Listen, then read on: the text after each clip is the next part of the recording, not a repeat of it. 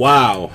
What is up, guys? I'm Cordy. We're going to be looking at a top regional deck profile from last weekend for Gem-Knights. Now, this is relevant because the matchups that he ended up playing, which are 7 Sky Striker, 1 Trickstar. All right, let that sink in for a moment here.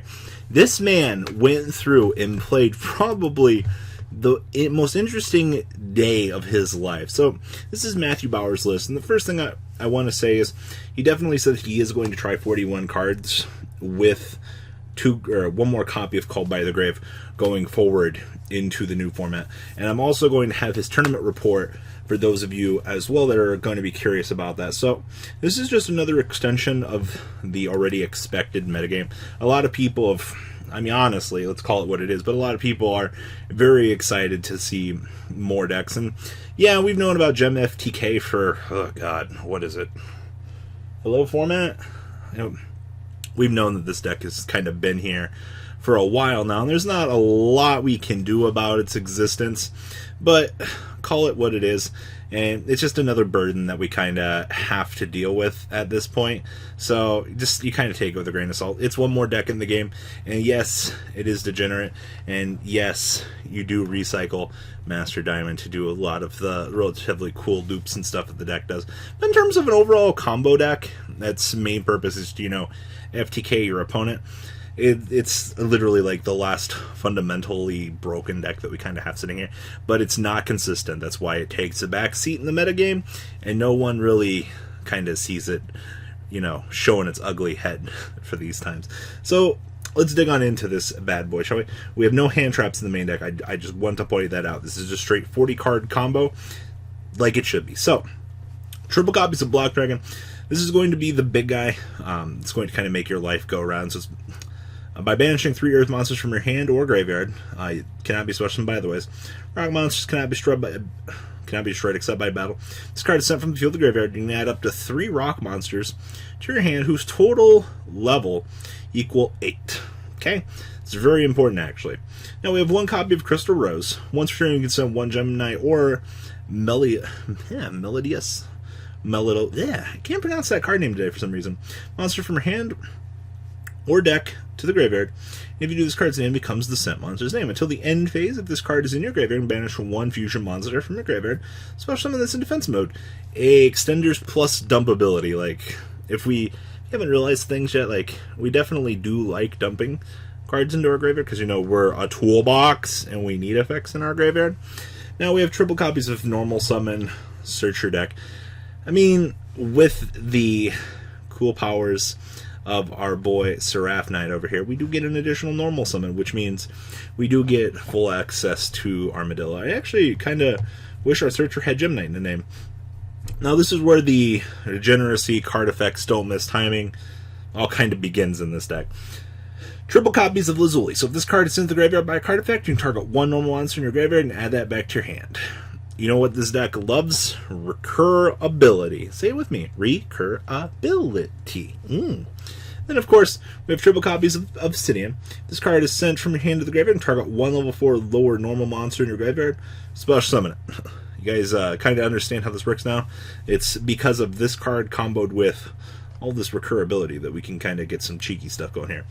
Triple copies to Rescue Rabbit, just your normal summon, typical starter. Honestly, there's nothing too special to note about this. It's just, hey, normal summon this, banish it, get access to all of your normal monsters. So we have triple Lapis, triple Tourmaline. I've seen crazy builds that don't like maxing out on copies of these, but you kind of need to. I don't know what some of these normal players are thinking some days when they play this deck. Triple copies of Brilliant Fusion. Mandatory staple. You don't really get a lot of leeway with this deck in terms of like your little tech choices. Like, you kind of need as much combo ability starters as you can get. Now, 2 copies of Called by the Grave. As I said before we started this video, he is going to be testing 41 with triple Called by the Grave to kind of make sure that things can go. 1 copy of Card Destruction. I like value. Don't you guys? 1 copy of Foolish Burial. Thinking. We can dump anything that we want with this. Seems really good to me. Now, triple copies of Gem-Knight Fusion. Once again, same thing behind Brilliant Fusion here. mandatory staple. You're playing a fusion combo deck. You kind of got to make sure that you get as many of your resources going as you can. Now, 2 Magical Midfield Breaker. For the most part, this card is extremely good. I know a lot of people be like, well, why is he not playing 3? Because you don't really need 3. It's just kind of one of those, like, if you draw multiple copies, like, you're kind of in a shitty situation because of it. So, 2 kind of puts you in that situation that if you draw it, you're fine. It's kind of the same logic with Desires. If you play 1 Desires, you can't draw 2 Desires, right? Now, we have 1 copy of Monster Reborn. Just your generic extender. Same logic with Soul Charge. Like, you draw these cards, you win more, essentially, and just kind of puts you back in a good position. 2 copies of Desires. Once again, those typical draw cards to put you into better positions. And then 2 copies of Unexpected Die, or Unexpected Guy. If you control the monster, special summon 1 level 4 lower normal monster from your deck. Once again, you can go ahead and start off initial combos. Before you know, you start stepping into things like Phantom Quartz. Kind of just free advantage. Now, the extra deck down here, 1 copy of Summon Sorceress. This is pretty good, I heard. Can't wait to see more degenerate decks taking advantage of this. 1 copy of Proxy Dragon. 1 copy of Mrs. Radiant. I mean, everybody's Earth, right? Except for this 1 random card. Yeah, everybody's looking like they're Earth. So yeah, full advantage to that. 1 copy of Unicorn. 2 copies of Phantom Quartz. Good news is you can use Armadillo to make this guy. I don't know how many times it actually comes up, but I mean, you can do it. 1 copy of Curious. Dumping is really good.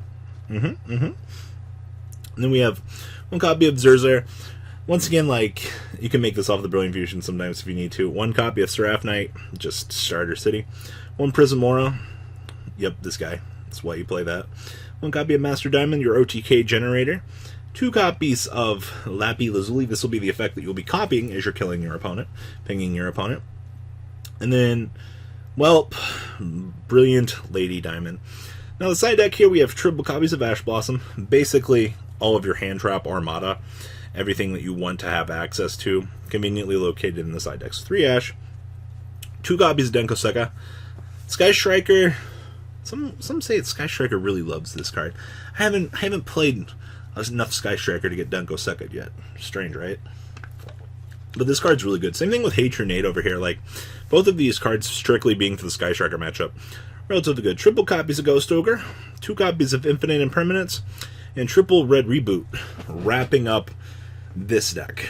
Now, we have a nice little tournament report for you guys. So round 1 was against Trickstar. He lost the dice roll, opponent opens up optimal, and I have to sit on Block Dragon and just attack with Armadillo. Ooh, this guy's got 3k ass. And just attack with Armadillo because he was playing Trap Trick and Artifacts, so it took me about 3 turns to actually play the game, but I eventually won because he couldn't out Block Dragon. It's kind of a sad thing. 3,000 defense is pretty good. Game 2, I red rebooted his reincarnation and summoned a bunch of Rocky Boys, and won by burning 6,000 with Lady Lapis and Master Diamond combination on Battle Phase. Somewhere in there. I like that. Okay. Game 2 was Sky Striker. Lost the dice roll. He did Sky Striker things, and then I played through multiple hand traps and Widow Anchor to kill him. Game 2 I won because I drew Brilliant Fusion with Magical Midfield Breaker and a Gem, which is guaranteed combo. Yep. It's really good, actually. Alright, typically, for sighting in Game 2, if I was to go second versus Sky Striker, I would have sighted in the exact same 4 cards for the rest of the event. So 2 Denko, 2 Hatronade. Take out the Desires and 2 Armadillo and a card destruction. Going first, I would just play the standard list unsighted. So keep that in mind. Now, round 3, lost the dice roll versus Sky Strikers. Game 1, he bricked and I drew playable cards. So I won with my battle phase. Game 2, I drew Hatronade and bounced his sets off multi-roll and used battle phase to kill him. Nothing special. It's almost like this card is really good or something. I don't know how many battle phases, or how many dice rolls this guy actually lost. Round 4 was versus Strikers, lost dice roll again. He set up a field and I couldn't play through it. Lost game 1. Game 2, I drew Brilliant Fusion plus Gem-Knight, which is a full combo. Game 3, I opened Magical Midfield Breaker and blew him off with burn damage. Round 5 was versus Sky Strikers again. Opened Shizuku Pass. I drew a full combo and made it through Widow Anchor. Game 2, I Denko'd and blew him out, plus combo killed through Droll, Lock, and Ghost Ogre. Like, whew, your opponent had the nuts. Round 6. Man, this guy won a dice roll. versus Sky Striker. Again, I opened unplayable. My opponent opened to engage with Ash to stop me from resolving my desires. Game 2, I FTK'd my opponent with 2 Tourmaline and Monster Reborn, which is actually insane. And Game 3, I opened Midfield Breaker, Hatronade with enough combo to use Battle Phase to kill opponent. Round 7, I won the dice roll and I FTK'd versus Striker. Game 2, I had open or Hatronade and Midfield Breaker and used Battle Phase plus 6,000 damage to kill. Yeah, it's kind of think that 6,000 damage is brutal. And then round 8, lost the dice roll versus Striker. Opponent went Shizuku Pass. I opened Magical Midfield Breaker, so I was able to combo.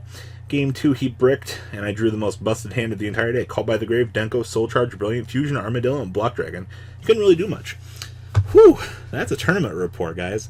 So remember, for those of you that are looking forward to seeing Gem-Knight in the future of events, Matthew Bauer showing us that no matter what happens in a format, the deck is still alive. So what do you guys think? Please leave a comment down below. Tell me what you guys think about Matt's list. And well, guys, I am out. Peace.